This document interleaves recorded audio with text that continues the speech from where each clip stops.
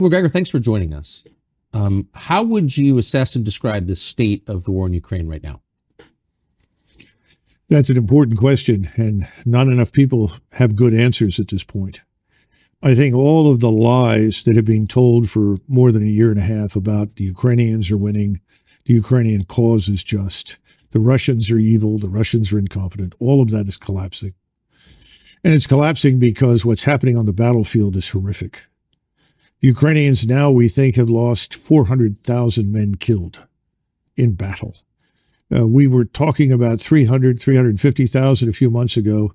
Within the last month of this supposed counteroffensive, which was to sweep the battlefield, they lost at least 40,000 killed. We don't even know how many people have been wounded, but we know that probably upwards of 40 to 50,000 soldiers are amputees. We know the hospitals are full. And we know that Ukrainian units at the platoon and company level, that's with anywhere from 50 to 150 to 200 men, are in piecemeal fashion surrendering to the Russians. Not because they don't want to fight, it's because they can't fight anymore. They have so many wounded, they can't evacuate them. And commanders are saying, well, if I can't evacuate my wounded, I'm going to surrender because otherwise the wounded will die. And so they call the Russians, and they all speak Russian, and tell them on the radio, look, I've got 50, 60 wounded here. I'm going to surrender because I don't want them to be killed. And the Russians from the very beginning have always treated the Ukrainian soldiers very fairly and very gently. And so they know they're not going to be abused or mistreated. They know they can actually be exchanged for Russian prisoners in the future. So they're surrendering. And I think we're going to see this army that we've been spending so heavily on increasingly melt away. And at the same time as we're talking, if you look at this long banana-shaped strip of territory in southern Ukraine that the Russians control, if you go to the northeastern corner of that, south of this city called Kharkiv, there are major offensive operations taking place there right now. And the Ukrainian forces are being swept away in front of the Russians. And again, all of this happens in a way that is just not reported in the West. And in the meantime, rather than admit that this is a terrible tragedy that should be ended on humanitarian grounds, if no other, that the killing should stop, as President Trump said, stop the killing, we're going to continue. And this puts the Russians in the unhappy position of marching further west, because from the very beginning, Putin and his advisors were never interested in a war with NATO or the United States. That's why you've had such incrementalism, this slow grind of movement forward, defensive operations for a long period to build up the force, and then continued offensive operations. They have over 300,000 combat troops in reserve in Russia. And I think they're sitting there and not being released to fight because President Putin anticipates the possibility that we will intervene in Western Ukraine. And if we intervene in Western Ukraine, the Russians will be ready for that. And the consequences for us and for NATO will be devastating, because we are not ready to fight the Russians. Why? Oh, I think the readiness has been on the decline for a long time. You've had an almost steady, uninterrupted decline in the discipline that makes soldiers fight. Discipline is a tough thing. We don't always understand it. Discipline is really a form of habit, and you build those habits over time through repetition, but you also build it under stress, under pressure, so that it sinks in. And then you build cohesion within the framework of those units. You don't build cohesion when you're dividing the force on racial grounds, when you're pushing people who are clearly unqualified up the ranks to command, when you're rewarding people for anything other than demonstrated character, competence, and intelligence. All of those things are demoralizing, destructive to military establishments. The Army and the Marines are suffering with it. So is the Air Force and the Navy. And there's no easy fix. And these cracks, that are just cracks at the moment, will become giant fissures if you go to war. So you spent the bulk of your adult life as an Army officer, went to West Point, commanded troops in battle. You're a combat veteran, decorated. But you entered the Army right at the tail end of Vietnam. That's right. When it was famously at its nadir. Yes. How would you compare the readiness of the current U.S. Armed Forces to, say, 1975 at the end of Vietnam? I think that in terms of morale and discipline, we are close to where we were in the late 70s. We have a lot of people that are confused about what needs to be done. We've lost a sense of what's right. In other words, you don't have people that have served long enough in formations to know what right looks like, so that you can see a battle group, whether it's a battalion size or brigade or larger, and you know what makes things work. You know what it takes to fight in battle. We don't have very many people like that because since 2001, most of the fighting has been on a very small scale against a fleeting enemy. Running around in sandals with an AK-47, relying heavily on explosives, mines, to kill and maim Americans. About 87% of our losses were really a result of explosives that came from mines. This is not an army that is accustomed to fighting anybody who can fight back. If I were going to compare it to an army, a better comparison would probably be the French army before the Franco-Prussian War, because the French had fought Mexican bandits, Mexican rebels. They'd fought Arab bandits, Arab insurgents. They'd had a little experience fighting disgruntled, demoralized European troops, Austrians in northern Italy, but they hadn't faced a truly modern enemy.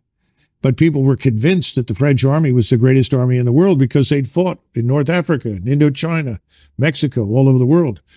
That war was a catastrophe for France, and that army was decimated in months by a Prussian army that was a modern force, highly disciplined, very competently led, trained, and equipped. So we're not there. We have equipment that is decades old. The tanks that I served on, for instance, when I went to war in 1990, were virtually brand new, state of the art. Those tanks are still out there. They've been rebuilt, but they're not new anymore. They're no longer as capable as they once were. I can give you a quick example. We have a turbine engine in the M1, A1 series tanks, and that turbine engine burns up as much fuel sitting still as it does moving, because it's a turbine engine. It was designed to be used on an aircraft. We put them into tanks. So that means you've got an 8-hour tank. Every 8 hours, if you're operating, you've got to refuel this thing. This thing also burns fuel at a very, very high temperature, over 1,000 degrees. And there are 40 plus connections around the engine that are very brittle, that can easily cause fires if accidentally they touch these little tubes that carry various types of fluid, if they actually touch this engine that's burning so hot.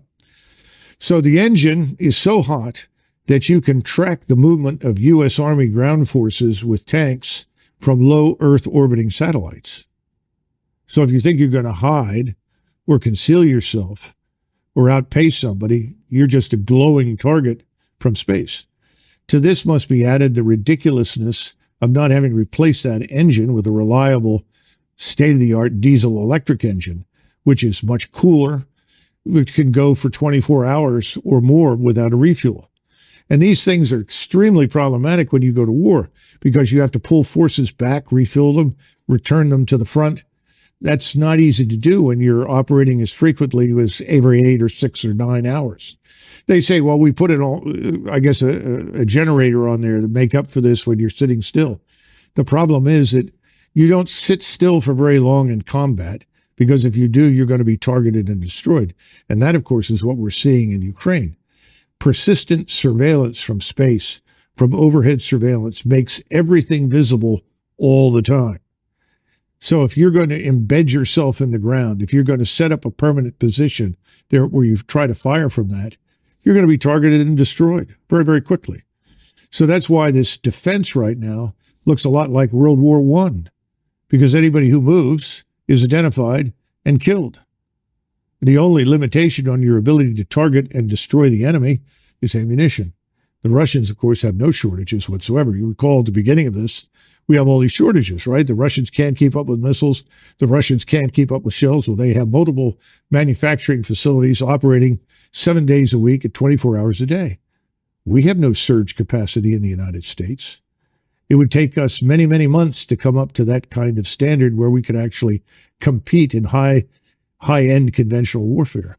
And that's why people like me and others worry that if we get into a confrontation, that we cannot win, because the world has changed, warfare has changed, integrated air defenses will knock virtually everything that flies out of the sky, that we will then fall back on a nuclear deterrent, a tactical nuclear weapon that says, if you keep advancing, we'll have to use a nuclear weapon.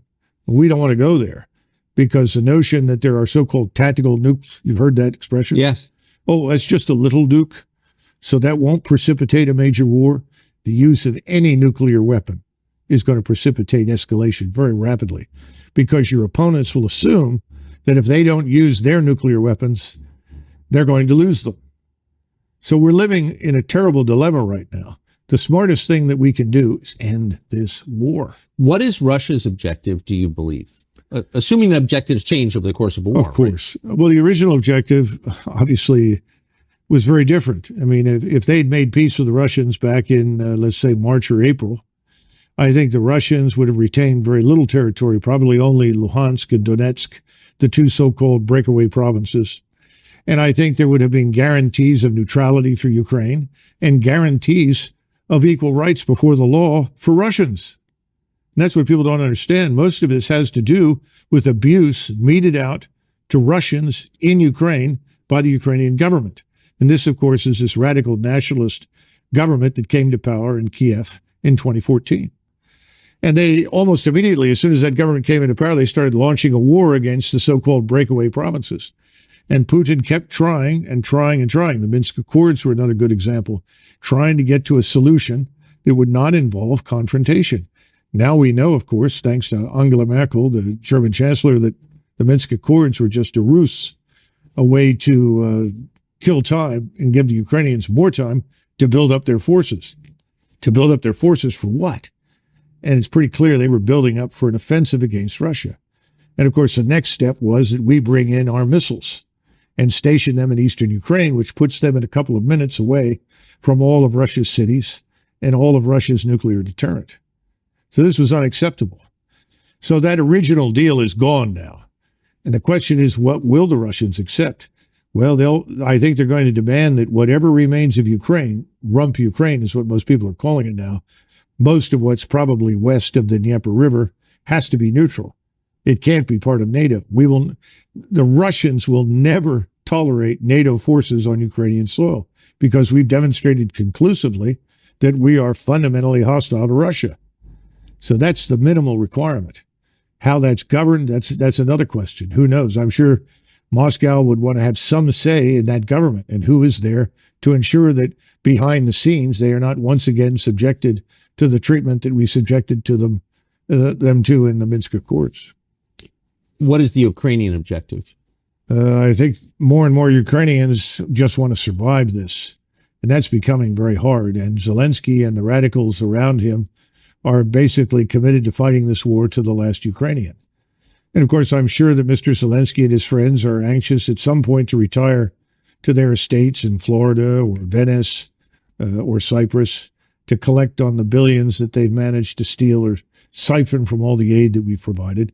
Remember, Ukraine is probably one of the most corrupt places in the world. A friend of mine who had spent time in the old Soviet Union and also lived in Mexico came back from a visit to Mexico, and he said, it's hard to believe this, but Ukraine is more corrupt than Mexico. Wow. And I think that's true. So this is a world-class disaster. 14 million Ukrainians have left the nation, presumably never to return, because when they're asked in Germany or France or Croatia or Spain or wherever they go, we will never go back. So what are you going to do with this country? And then, of course, we have the usual suspects, the great agricultural business conglomerates, along with BlackRock, who have their eyes on the fertile Ukraine ground in Western Ukraine. I suppose there'll be a big effort to get control of that in some fashion. That may not work, though, once this war ends with a complete and utter defeat of the Ukrainian regime. Who is Zelensky? Exactly. How would you characterize Zelensky? Well, Zelensky... George W. Bush called him our generation's Winston Churchill. Well, this is W, right? Yeah. Not a very thoughtful man. He was a comedian who made a living acting on stage, frequently pretending to be a transvestite, doing things with various body parts that I won't go into. And he was picked up by an oligarch named Kolomoisky. Kolomoisky is the individual who's probably more responsible than anybody else for funding this atrocity we call the Azov Regiment that runs around with the swastikas and Nazi gear and so forth. And he was picked and then blessed by Victoria Nuland and the State Department as their man. Now, when he originally ran for office, he ran on a peace platform. And he was overwhelmingly elected across the country because he said, if I am elected as your president, I will make peace with Russia. Ukrainians didn't want to go to war with Russia. They were looking for a way out of this and a resolution to the crisis. Of course, once he was in there, he took a different road. And I can't help but think that that road was defined for him by us. Who is Victoria Nuland? Oh, goodness gracious. All these hard questions. I do not know Victoria Nuland personally. I know Fred Kagan, and his brother Bob is married to her. And she's a long-term committed neocon. This is someone I would not characterize as either Democrat or Republic. These are people with this agenda, and the agenda says until the entire world is garrisoned by U.S. forces and is converted forcibly to some form of democracy that we approve of, the world will not be safe, and we must continue to fight. And I think in the case of Russia, Russia has special appeal because I think these people have ancestors who came from that region of the world and have a permanent axe to grind with the Russians, which, of course, I don't. I don't think most Americans do, and nor do I think anybody in government should shape policy based on whatever unhappiness their ancestors, experienced in a place like Russia. So that's a nutshell, but I think that's enough. And wherever she goes, usually there is conflict, crisis, and fighting. And she's a strong opponent of fighting to the last Ukrainian. Does she, do you think, have relevant experience that would qualify her to be in charge of this war? Well, obviously she does. But, it's sort of like asking somebody who has never snaked a drain or replaced a garbage disposal to be a plumber. And I think we have a lot of those in Washington. She's not the only one. So, no, I don't think she understands the gravity of the situation. These are the same people. Tony Blinken is in this with, what's his name? Sullivan I keep mixing up Sullivan with the previous O'Brien, who was in the White House. Not much difference. And Sullivan will all tell you, well, the Russians are weak. The Russian economy is fragile. The Russian armed forces are poor. Their generals are terrible. And they can't possibly win. All we have to do is to keep up the pressure and they will collapse. Well, that's been a hell of a strategy. And it's killed large numbers of people and created millions of refugees and destroyed the country. But it hasn't hurt Russia. And Russia today is stronger than it has been in 30 or 40 years. You have a Russian military establishment that is now more potent and more capable than the Russian military was in the mid-1980s. Why? Wars typically, don't they degrade a military force? Well, the Russians have been very, very careful and deliberate, very cautious about the expenditure of life. What do you think the casualty numbers are in Russia? That's a hard one to estimate. I think probably 40 to 50,000 killed. Maybe another 40 to 50,000 wounded. Wait, total? Yes. As compared to the Ukrainian? 400,000 dead. Yeah. So this is... The ratio is 1 to 5. And you believe those numbers are roughly accurate? Yes. Yeah, absolutely. And these are 50,000 to 400,000, that's a larger country, or with a much smaller country with a much smaller military. I mean, that's a grotesque. Oh, it is. And the manpower is leaving Ukraine as quickly as it can get out, because people don't want to be thrown into the meat grinder. You can't defeat what the Russians have built. They were the first back in the 1970s to understand the criticality of linking intelligence, surveillance, reconnaissance in space, as well as on land and at sea, with strike weapons. What's a strike weapon? Rockets, missiles, guided artillery for precision. They've done that extremely well. So that's one of the reasons they have thousands of guns, hundreds of rocket launchers, hundreds of ballistic missile launchers, cruise missiles, and so forth. And these are then linked to that ISR. So the response time is almost instantaneous. a Ukrainian formation is located at this spot next to this building on the outskirts of, say, Kharkov. They can have missiles on the way to those targets, or rockets or drones, within the space of perhaps 5, 6, 7 minutes. So this is a very well structured, well organized machine. And the machine is grinding up everything in front of it. And it's not going to be defeated. What about the space age military technology that we've been sending to Ukraine? That hasn't brought parity? Well, first of all, a lot of the equipment we send over there is quite frankly obsolete. It's very old. It's not new. We've given them a few new items, but not much. And remember what I said about missiles. We sent them some Patriot missiles. And I think at this point in this newest round of money, what, $750 million, something like that, we're sending 33 missiles, Patriot missiles. These are missiles that are used to shoot down aircraft or cruise missiles, incoming opposing forces. Every time you're in air defense, people will tell you if there's a target out there, you shoot 2 missiles at it as a minimum to make sure you get the target. Well, you run out of our missiles in the space of a few days. 33 missiles will be gone in 2 or 3 days. You can't possibly defeat the thousands of projectiles that are being hurled in your direction. And the radars, of course, emit, and so your radars light up and become targets. This is a no-win situation, because the Russians, though they were not prepared in February 2022 for this kind of war, they are now. And they're continuing to prepare, which includes continuous mobilization. They're up to 750,000 troops in and around Ukraine. Most of them are on the outskirts, Belarus, Western Russia, down in southern Ukraine. That number is going to rise over the next year, I would expect, to 1.2 million. And people are reservists being called out of universities. People are being through the military now, working in universities to become engineers, architects, mathematicians, whatever.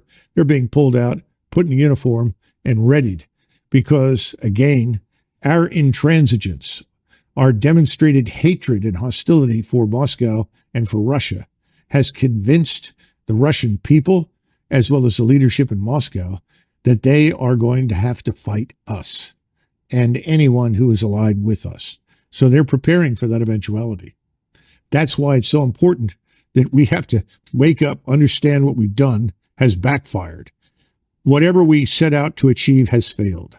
What we need to do now is stop this and come to a settlement that we may not like, but it needs to happen, and soon, before this thing is out of control. Eventually, you keep this up within the next 6, 8 months, you'll see hundreds of thousands of Russian troops on the Polish border. That is not what we set out to achieve. No, it's a terrifying disaster. At what cost do you think to the United States? The latest estimates since 2001, spending, including the spending in Ukraine, all the military spending designed to support these interventions, conflicts, wars, whatever you want to call them, about $14 trillion. Now, that $14 trillion is largely debt financed. So then you have to move from the $14 trillion to where we stand now in national sovereign debt, which, of course, I know the economic luminaries think is meaningless. But you have 130 million workers, and you look at those figures, and suddenly you realize that every adult male or woman in the United States who works for a living has a debt hanging over them of roughly $240,000 in order to deal with what the 14 trillion have added to the national sovereign debt. And this is part of the issue, that people are walking away from this war for good reasons. Look, the average American earns about $31,000 a year. That's it. The average American pays about $16,600 a year. Now, the people in Congress, this doesn't affect them, or in the Hill or inside the Beltway. We're talking about the real Americans who live out there, who are scratching out a living. Keep in mind that a person who works all his life and then tries to draw on Social Security can expect a monthly payment of probably $1,400 if they're lucky, $1,400. We hand every alleged asylum seeker, illegal migrant pouring in through the border in Texas or wherever else, we hand them when they get there $2,200. And we put them on that $2,200 diet from there on out per month. Yet somebody who works all his life, retires and draws Social Security gets $1,400. The Afghans who were hanging on to the planes in Kabul trying to come to the United States, when they arrived, they received $2,200 a month. Now, if you can make sense out of this, please try, because I don't think most Americans can make sense out of this at all. And that's one of the reasons people have said, not because they know anything about Ukraine. Most Americans don't.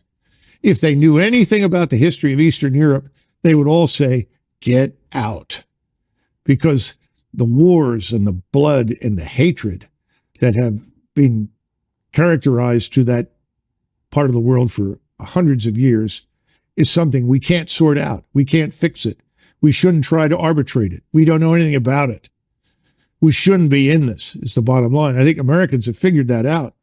But now they're beginning to look at the numbers and the figures, and they say, what happened to consent by the governed? Instead, we have contempt for the governed. Whatever the governed want, they don't get. Who gets it? Well, the donors get what they want. You know, somebody was joking the other day and said, you know, Doug, if the donors were cannibals, they'd feed the American people to them. That's the attitude in Washington, D.C. What's the donor want? Give me more money. It's a catastrophe. It's the destruction of our whole republic. And I don't think people realize how far gone things are. A lot of Americans sense it. And I think we're on the path to some sort of national come to Jesus moment where we're tired of being the contemptibles. We want to have a say in what our government does, and we really don't have it.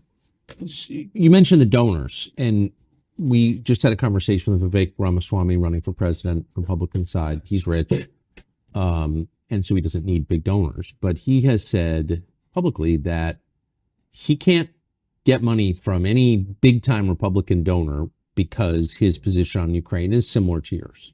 He doesn't buy the NBC News version of the Ukraine war. Why are donors on both sides so attached to a war that's clearly hurting the United States? Well, first of all, you've got to go through and identify the donors. What's their background? Where did they come from? And why do they feel the way they do? I think there are more personal issues here than we realize with many of them. Secondly, you have to look at the monetary benefits to them. If they're it's not just being heavily invested in the defense industry. You've seen that report from the Oakland Institute, which talks about arable land in Ukraine, the breadbasket of Europe, some of the richest, most fertile soil anywhere in the world. A friend of mine who's Ukrainian said all you have to do is take an old boot, stick it in the ground in Ukraine, come back in 6 months, and something grows. The boot's transformed into something you can eat. He said that's how fertile this is. So there are people that are interested in getting control of it, oligarchs. They call them oligarchs in Eastern Europe. I'm starting to think that we should talk about oligarchs in the West. Well, of course. Because they're also invested in this. They have an interest in it. So that's part of it. Then, of course, you have the advantages of people on the Hill. You have somebody like McConnell who says, we're so fortunate that we're doing so much damage to the Russians. This will set them back for 10 years. They've lost all this equipment. The Ukrainians have done a great job. Well, of course, all that's a lie. That's a blatant falsehood. And then he follows up by saying, and we're offloading equipment so that we can replenish with newer equipment. Well, unfortunately, the new equipment we're going to buy looks an awful lot like the old equipment. So you're not necessarily getting new top-of-the-line material. You're just getting new versions of what you've already got, which, of course, is what Congress wants. Unfortunately, that doesn't prepare you for a future war because your probable opponents are investing in very different capabilities from the ones that you have. And remember, again, all the things that we once monopolized, all the precision, all of that's lost now.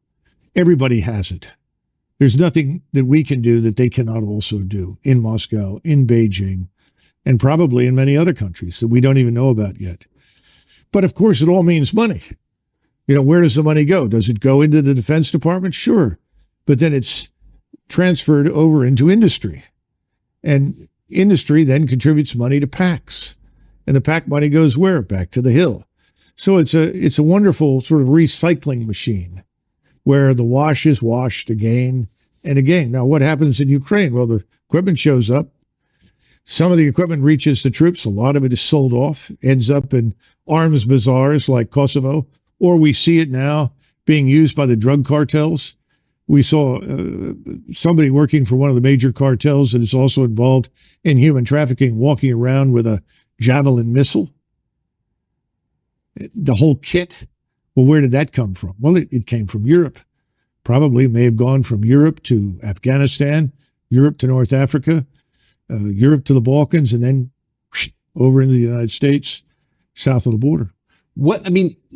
You can't be the only person who spent your life as an Army officer who's reached these conclusions. Like, what are they thinking at the Pentagon? There have to be people who've come to the same positions. Tucker, we have right now, I think, 43, could be 44. It's usually 43 or 44, 4-star generals and admirals. You have to think about that. We have a force of 1.1. It seems like a lot. Well, let me explain just how much it is. We have 1.12 million people in the armed forces. In other words, you add up all the armed services, that 1.12 million. In World War II, at the height of the war, end of 42, beginning of 43, when we had 12.2 million men under arms, we had 7 4-stars. 7 4-stars. I can tell you who they were. You had George Marshall, Chief of Staff of the Army, Douglas MacArthur commanding in the Pacific, Eisenhower commanding in Great Britain and in the European theater, Hap Arnold for the Air Force. Unofficially, he was the vice chief, but he was effectively commanding the air forces. And then you had Leahy, who was in the White House. Admiral Leahy as the liaison officer. He was effectively the unofficial chairman of the Joint Chiefs for FDR. Then you had Nimitz and King. King was the CNO, and Nimitz commanded in the Pacific. Now, somehow or another, with only 7 4-stars, we managed to survive the greatest, most destructive war in history, and fortunately end up on the quote-unquote winning side. Now we are blessed with 43 to 44 4-stars organized into multiple commands designed to blanket the globe with American military power and interest. I think it borders on lunacy, especially since we don't live in the world of 1920, 1945. This is the 21st century. Today, if you have forces forward, they're easy to identify, easy to target, easy to destroy.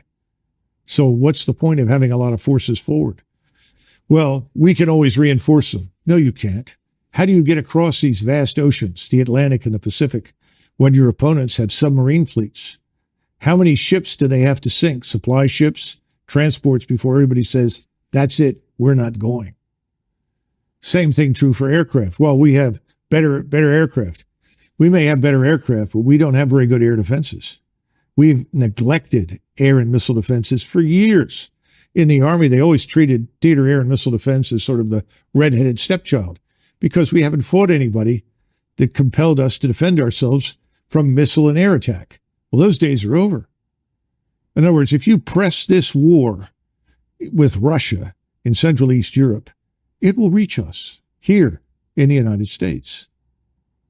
People aren't thinking about that. How many Americans do you think are assisting or fighting on the side of Ukraine right now? Well, I don't know, but I imagine it must be hundreds because the President of the United States, as you know, has authorized combat pay for Americans in uniform in Ukraine. Now, didn't specifically say uniform, just said Americans serving in Ukraine. So I imagine large numbers are in other uniforms, not necessarily American. Some may be assisting contractors or working with them, but a substantial number. And again, thus far, the Russians have been very careful about not necessarily targeting them. And it would be a mistake to assume that the Russians don't know where they are. The latest strikes that we've had over the last couple of months have been all the way out on the border with Romania, the border with Poland, the border with Moldova. Precision strikes, Kinshal missiles carrying 1,000-pound warheads. Great accuracy, very destructive. Why? The Russians are sending a message. If you think you're going to hide from us if you come in here, you're not going to do that. If you cross these borders, we will annihilate you. You'll never get to the Dnieper River. We won't permit it. And we need to come to terms with these realities because we can't defeat it. And see, this is the sad part. Somebody will say to me, well, Doug, you don't sound very patriotic. I'm not patriotic. I put my life on the line for the country. I have no compunction about fighting or killing anybody if we need to do it. Don't get me wrong. We don't need to do this. That's the point. This is unnecessary. And if we do it, so I think a lot of Americans suspect that maybe our military force is weaker than we think it is. You're saying it's much weaker than we think it is. Think of it like an engine. You have a 500 horsepower engine in 1991, and the 500 horsepower engine goes from 500 to 400 to 300 to 200 down to 100. Now, you don't notice very much because you don't put the pedal to the metal. It's good enough to get to the grocery store. It's good enough to drive on 95 for 50 miles. But if you put your foot down the pedal, you're going to discover that this is a very weak engine. It's not performing very well. It doesn't have what it once had. In other words, we've gone down in the horsepower arena militarily. This is the warning. This is what people need to understand. People say, well, what about all the money we spent? That's a damn good question. You spend all this money. What are you getting for it? Where did the money go? Who's making the decisions? And you have separate services. Each service lives in its own world, has its own doctrine, its own bureaucracy, its own way of war. All this jointness is just, fugazi nonsense. And you got lots of generals, and every general has a reason to exist. And every general has 1,000 men in his headquarters, every 4-star. And every 4-star needs money for his projects. And this becomes a giant trough feeding frenzy for people on the Hill. And nobody ever bothers to stand up and say, why? What are we doing this for? You just look at what's happening in Africa. Niger decided they'd had enough of their French overlords. The French retained ownership of virtually 50% of everything of value in their colonies in Afrique du Nord. Now, that's French business. Whatever the French want to do, it's fine with me. But my point is, we're involved there because we built an airstrip in Niger, and we marched in there to defeat Islamists. The truth is, there weren't very many Islamists until we showed up. Now there are lots of Islamists. What's wrong with that picture? And now it turns out the whole population, in addition to hating the French, has decided they hate us. So we've had a coup in Niger. It's now being backed by the Algerians, as well as the neighbors. And people are saying, well, we trained them. We gave them assistance, and they're turning on us. Oh, it must be the Wagner mercenaries. There aren't any Wagner mercenaries in the place. In other words, that we may have gone in there and blown it on our own, made mistakes of our own, backed the wrong horse, whatever you want to call it, doesn't occur to anybody. Well, it must be those Russians, or maybe those pesky Chinese. We have this unfortunate habit of seeing ourselves as always wearing the white hat, always doing everything right, and we miss the truth. And the truth is, soldiers, sailors, airmen, and Marines do what they're told. They'll go wherever you ask them to go. They'll put their lives on the line. But it doesn't always make sense. And sometimes it may be for profit, not for national interest, not for the interests of the American people. And that's the problem. And no one's been watching this thing. They see the flag, everybody salutes, everybody listens to the music, everyone's enthralled. But the old 500 horsepower engine is gone. We're down to 100 horsepower. And the 100 horsepower engine is trying to make it all over the world. It's not going very well. And we haven't even talked about our economy, obviously. Given all of the, I mean, what you're saying is horrifying. And some of it, with respect, does seem kind of obvious. Almost nobody in the Congress is saying what you are saying. Chris Christie never served in the Congress, but he was a governor. He's been on the national stage for quite a long time. He's running for president now. He recently went to Ukraine to meet with the world's highest paid actor who runs it. I think we have a clip. I believe that the overwhelming majority of the American people understand that we need to be with Ukraine on this fight. Do you maintain the current commitment? Do you expand it or do you contract it? I increase it. My position on Ukraine, which is that we haven't done enough. And that while I think that President Biden has certainly done better than President Trump, and President Trump did better than President Obama on this, we still have more to go. We can spend this money now and have Ukrainian soldiers fight our war, or we can spend a lot more money and American blood later to fight in Taiwan. How do you respond to that? When we were in Vietnam, I was 16, and I remember General Westmoreland telling everyone, if we don't fight these people in Vietnam and to fight them here, we'll be fighting them in Los Angeles and in all our major cities. So we have to stay here and win this, or that's what's going to happen. A lot of them did go to Los Angeles and build thriving businesses, actually, in the end. Well, my hat's off to them. That's fine. I have no problems with that. But I think it's a lot of nonsense, And it's the same thing with Ukraine. But Chris Christie's not stupid. He's very dishonest, obviously, but he's not stupid. Well, he has donors. That's what that is. Of course. Where's he going to get his money? Well, there, Governor Christie, we want this war in Ukraine. We want to see that man Putin removed. We got to get rid of him and his regime. Why? Well, it's not democratic. Most of the world is not democratic. There are a lot of people that don't think we're very democratic anymore. We're not. So who are we kidding? I think Americans are waking up. And Christie is probably there for name recognition and more money, but I don't see him winning anything. No. But he does, in a blusterier way, he's expressing the same thing that the rest of them, Nikki Haley and all the rest. Well, doesn't this also divert attention from far more serious matters here at home? It really does. What does it cost Christie to say, we have to beat those Russians? Nothing. It doesn't cost him anything. It costs the country a great deal in terms of money, prestige. What Fitch just downgraded our credit worthiness one more time. And people say, oh, it's not a problem. The bond yields are on their way up and prices are on their way down. When is the Treasury bond fire sale going to happen? When do banks offload these Treasury bonds that they bought when they were at zero interest because they're now worthless? What's going to happen in China, and Japan, and Saudi Arabia, where they have lots of bonds? We're fragile. We're vulnerable. Nobody even mentions it because nobody wants to fess up and tell the truth. We've overreached. We're running on fumes. What about this economy? What are we building? What are we producing? That's what made us a great power between 1865 and basically 1920. That's when your industrial base was created. That's when you had people like Edison and Tesla, Rockefeller, all these people. They were tough and they were intelligent and they were effective. The only person I see out there now who's remotely like that is Musk. He's building something. He's creating something. When you do that, you create employment. I don't see that happening. High-tech startups? The hell are they?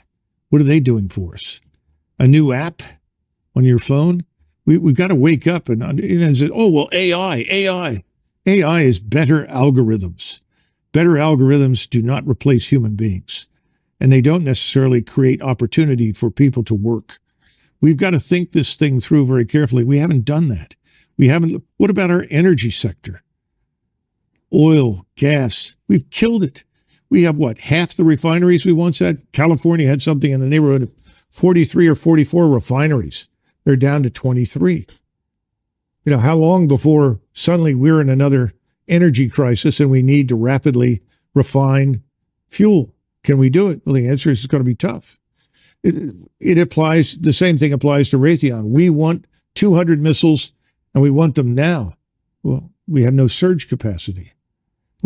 There's no excess capacity built into anything. What are we going to do with this scientific industrial base? What about our agricultural sector? What are we doing for that?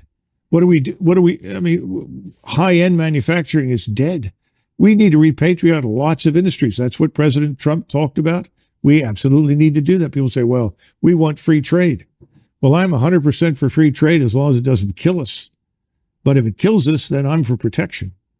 I think we need to understand how we got where we are today. I don't see anybody talking about that.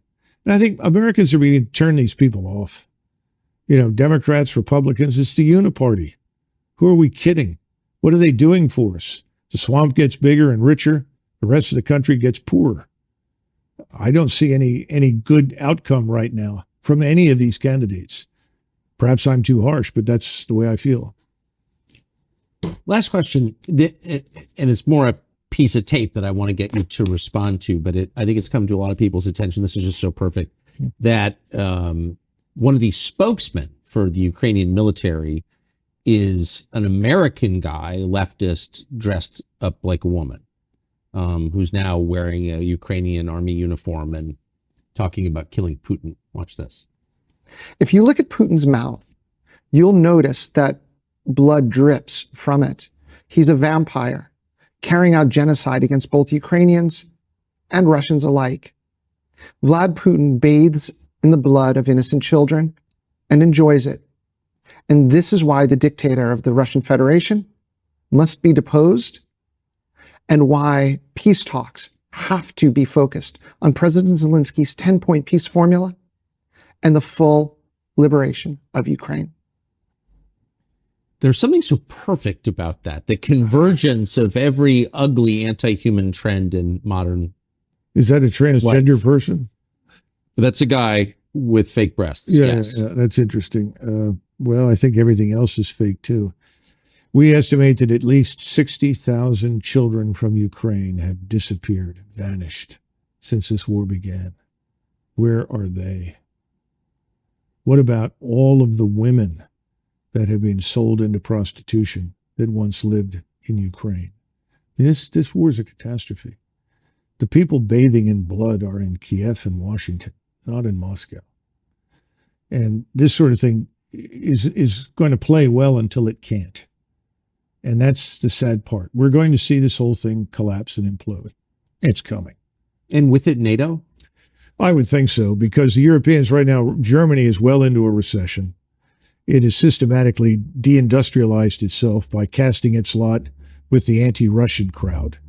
And remember that in Europe, it was not very difficult to supply stereotypes left over from the Second World War of the Soviet armed forces. The Soviet army was, an exercise in barbarism and savagery, mass rape, you name it. It was terrible.